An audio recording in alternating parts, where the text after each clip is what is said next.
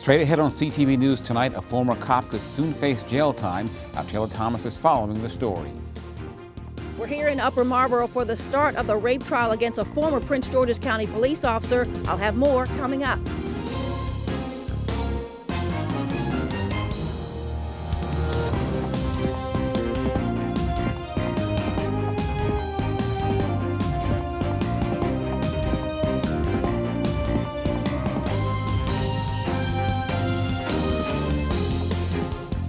Good evening, this is CTV News. I'm Byron Scott.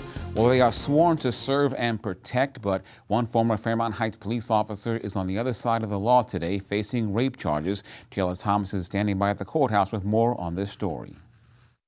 Jury selection started today in the trial of Martique Vanderpool, who's accused of rape. The former Fairmont Heights police officer is accused of pulling over a woman, arresting her for not having her driver's license, taking her back to the Fairmont Heights police station, and there then allegedly raping her. Now, charges against him, criminal charges, weren't filed until 2021. What we do know is that at least one PGPD police officer will testify for the prosecution, as well as the former Fairmont Heights police chief, Steve Watkins. Listen to what he had to say when those charges were initially filed against Vanderpool. I felt terrible for the victim. I mean, how could somebody be put in a position like that where they're arrested, brought into a police facility, and then sexually assaulted by an officer that's on duty?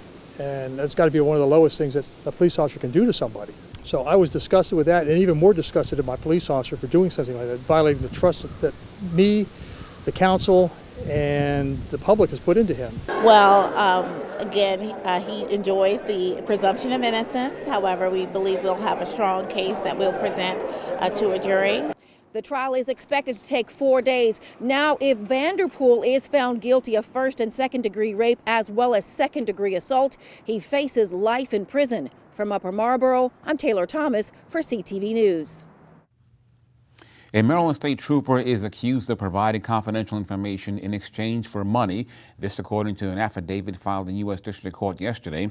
Corporal Justin Riggs reportedly received retrieved cash left by the suspect behind dumpsters near his job at the Hagerstown State Police Barracks.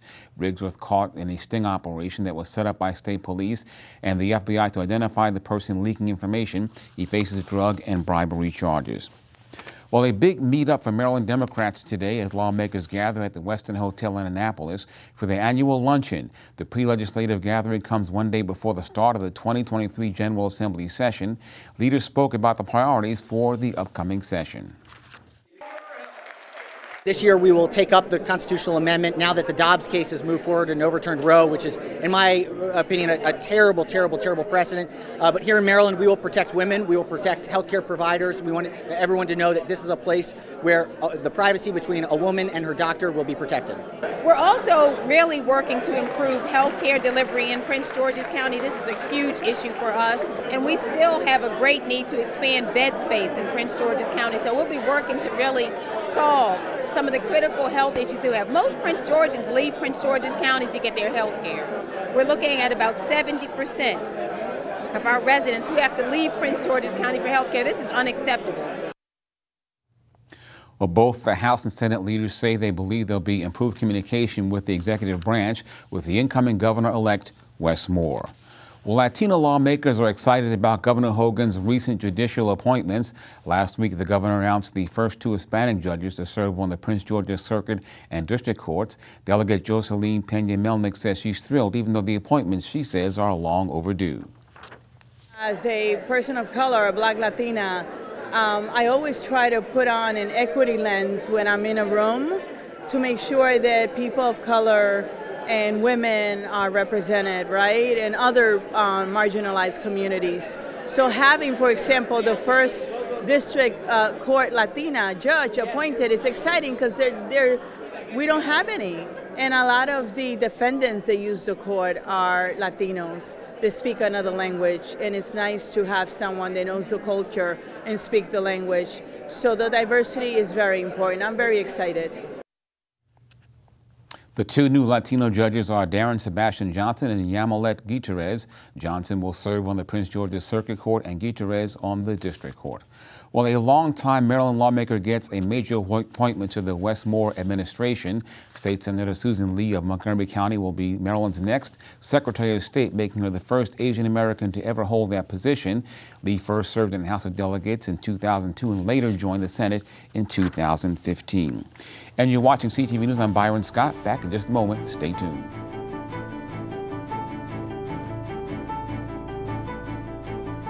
As a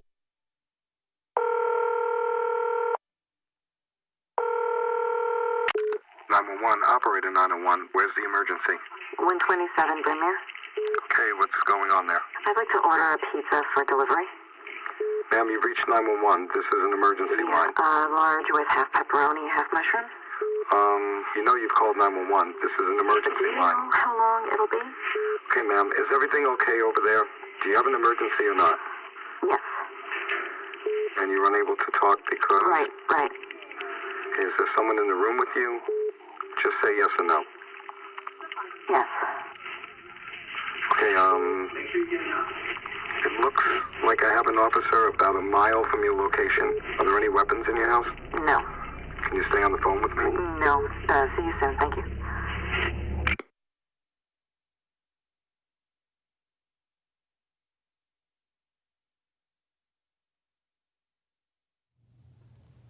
Welcome back. Here are the latest COVID-19 numbers for our area. The Maryland Department of Health has confirmed 1,553 new cases. The positivity rate in Prince George's County continues to fall and now stands at 17.5%. 27 people have died of COVID over the past 24 hours and 833 people are hospitalized. And with an influx of sick people and crowded emergency rooms, they are causing serious problems for hospitals across the state. As you reported yesterday, the Maryland Hospital Association says that hospitals in Maryland are 90 to 100% full. Officials say residents are coming to the hospital with COVID, the flu, seasonal respiratory illnesses, and other ailments as well. The association says hospitals are also dealing with a shortage of nurses statewide. Not everybody needs to be in a hospital emergency room. We will take care of everybody, but if you have a condition that's relatively minor, you should go try your primary care physician or an urgent care center or even use telehealth. Atlas encourages the unvaccinated to get the COVID-19 shot and booster. Well, Prince George's County awards a $7 million first right of refusal loan to the affordable housing developer of a Langley Park apartment complex. Bedford Victoria Station County Council also approved a payment in lieu of taxes to help the new owner make critical improvements to the property, such as new lights, new windows, and kitchen updates. The complex has 587 units, and under the 20-year agreement, 75% of those must remain affordable. Well, stay the course. That's the advice of the Maryland National Capital Park and Planning Commission. The commission briefed council today on Plan 2035, which is the county's land use plan. It centers heavily on transit-oriented development, such as major projects underway at New Carrollton. Now, the commission said the council needs to adhere to the recently passed countywide zoning map amendment. Because the #1 tool for implementing the vision is our new zoning ordinance. Plan 2035 clearly states that the first thing we must do to implement the plan is to update the county's zoning ordinance. And that statement is on page 252 of the plan if you want to go back to that as a reference. It took us 8 years to get to that new zoning code, and we finally did it. But we really need to give the new ordinance an opportunity to see the plan to fruition. Well, Plan 2035 was passed by County Council in 2014. Well, Maryland's outgoing governor is set to give his final address as the state's top leader. Governor Larry Hogan will deliver his final farewell address tonight at the Maryland State House in Annapolis. His speech will air on Maryland Public Television as well as the governor's social media pages. The address will begin at 5 p.m. And still ahead on the news tonight, the sports page for Tuesday. Stay with us. Simon Buggs here, and coming up, head coach Ron Rivera provides a little bit of hope for Commanders fans going into next season, and a little bit of history was made last night. Don't go anywhere. My dad, he's a double amputee, and he's one of my favorite people in the world. To me, a hero is someone who fights for our country and freedom. My dad is a hero. Homes for Our Troops built this house, and it's basically made for him. My dad can get through the wide doorways. When he is making our lunch, he can reach anything we need. He'll help me build tiny projects. Life is good here. Without Homes for Our Troops, we'd be living in a home that didn't have all these features that helped him. Homes for Our Troops builds and donates specially adapted custom homes nationwide for severely injured post-9/11 veterans and enables them to rebuild their lives. If they get a new house like this one, it'll help them do normal life. My dad's not just a hero, he's my hero. Join our mission at hfotusa.org.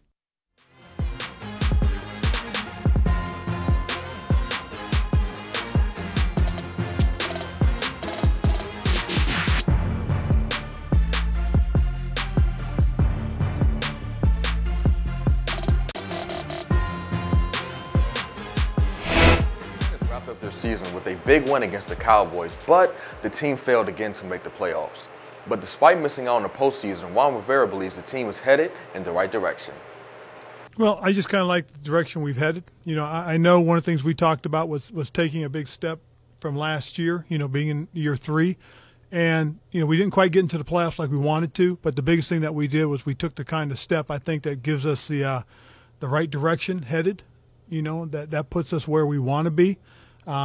I think, again, if we can go out and we can add some talent in some areas, continue to work on what our formula is, I think it gives us an opportunity to continue to grow and get better.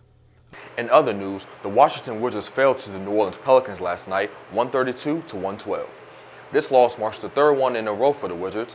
Here's Coach Wes Unseld Jr. Well, the vast majority I thought was the turnovers. You know, 39 points off turnovers, that's tough to overcome. A lot of them I thought were just careless, unforced. I thought the vast majority were unforced. It wasn't necessarily offense. You know, you shoot 50+ from the field, made enough threes. I just thought didn't get our defense into the game early enough beyond that first probably 4.5 minutes.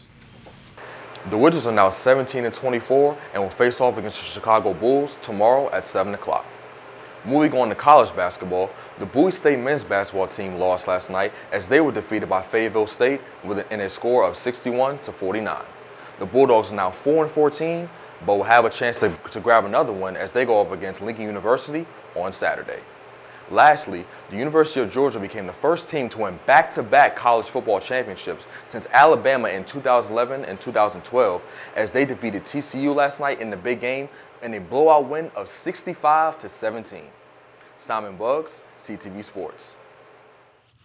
Okay, thank you, Simon. Let's get a quick look now at our 3-day weather forecast tonight. Mostly cloudy with a low around 29 degrees. Tomorrow, cloudy with a high near 47, and tomorrow night, a chance of showers, rain, and lows of around 36 degrees. Expect rain Thursday and Friday with temps ranging from the high 50s to the low 30s. And that's our news for tonight. I'm Byron Scott. We'll see you tomorrow. Good night.